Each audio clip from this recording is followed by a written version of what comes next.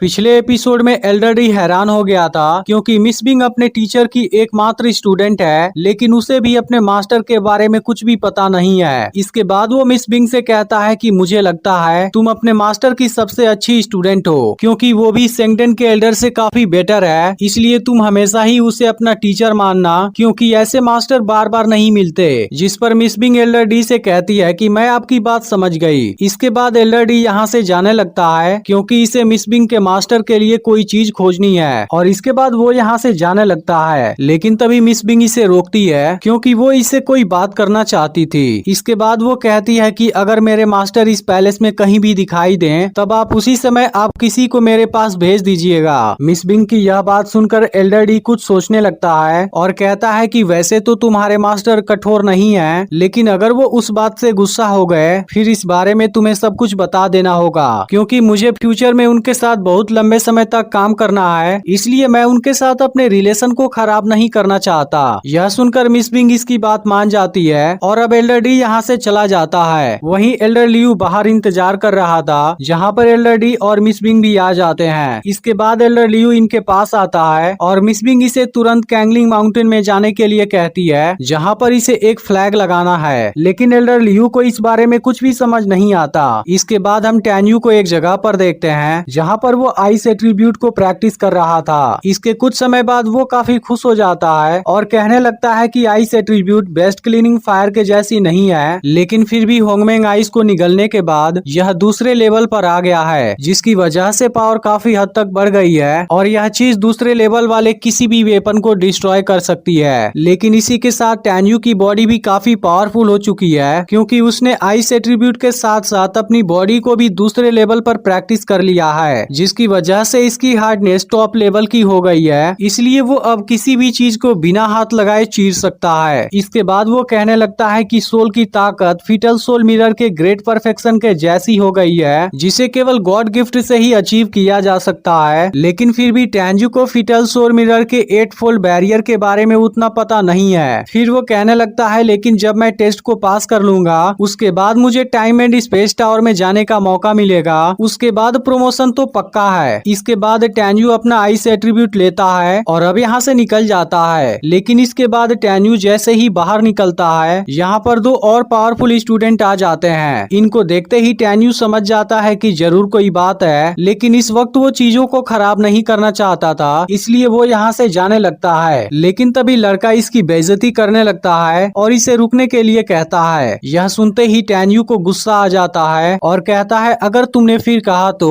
यह सुनकर लड़का कहता है, मुझे लगता है तुम अपने जिंदगी से परेशान हो चुके हो। लेकिन इसी वक्त यहाँ पर एक एल्डर आ जाता है और वो इनको शांत हो जाने के लिए कहता है। इसके बाद एल्डर सीधे टैन्यू के पास आता है और कहता है कि पगोड़ा अपने आप ओपन होगा, लेकिन तुम अभी इसके लिए रेडी नहीं हो। इसके बाद टैन्यू एल्डर को थैंक यू बोलता है और अब एल्डर यहाँ से जाने लगता है। लेकिन तभी लड़का कहता है कि टैन्यू, तुमने मेरे भाई को मारा था, इसलिए मैं उसका तुमसे बदला लेना चाहता हूँ और आज मैं तुम्हें लाइफ एंड डेथ मैच के लिए चैलेंज करता हूँ। इस पर टैन्यू कहता है कि अगर तुम चाहते हो फिर मैं भी इसके लिए तैयार हूँ। अब इस बात को सुनकर यहाँ के स्टूडेंट हैरान हो जाते हैं, क्योंकि टैन्यू अभी भी किसी से नहीं डर रहा था। तभी लड़के के साथ वाली लड़की कहने लगती है कि अगर तुम्हें इस बात का डर नहीं है फिर मैं भी तुम्हें लाइफ एंड डेथ मैच के लिए चैलेंज करना चाहती हूँ, लेकिन अगर मुझे तुम मना कर देते हो फिर मुझे इस बात से कोई हैरानी नहीं होगी, क्योंकि आखिरकार तुम्हारे पास तो एक बेकार फीटल सोल है। अब इस बात को सुनते ही टैन्यू को इस पर काफी गुस्सा आता है और कहता है कि मुझे तुम्हारा चैलेंज मंजूर है। लेकिन अब टैन्यू इन दोनों के साथ अकेले ही लड़ना चाहता है, जिसे सुनकर लड़की भी काफी परेशान हो जाती है। यह देखते ही सभी स्टूडेंट फाइट के लिए एक्साइटेड हो जाते हैं। लेकिन अब एल्डर टैन्यू पर गुस्सा होने लगता है और कहता है कि तुम इनके चैलेंज को कैसे एक्सेप्ट कर सकते हो। तभी लड़का कहने लगता है कि टैन्यू ने चैलेंज को एक्सेप्ट कर लिया है, फिर बीच में आने वाले आप कौन होते हैं। तब एल्डर कहने लगता है कि तुम सभी डेनमार्क के फ्यूचर के पिलर हो, इसलिए अगर तुम्हें कुछ हुआ तो एल्डर बेन काफी गुस्सा होगा। इसके अलावा अगर टैन्यू की भी मौत हो गई तब इसके वजह से आउटर गेट के ग्रेट एल्डर को भी मरना होगा, जिसकी वजह से यह मैच काफी खतरनाक है। और अब एल्डर भी काफी परेशान हो जाता है, इसलिए वो कहता है कि तुम लोगों की डेथ फाइट तभी होगी जब एल्डर बेन और सेन यहाँ पर होंगे, इसलिए उनके फाइनल बैटल के बाद ही लाइट हाउस को शुरू किया जाएगा। और इसके बाद एल्डर एक स्टूडेंट को कैंगलिंग माउंटेन में जाने के लिए कहता है ताकि सेन जीसी को यहाँ पर बुलाया जा सके।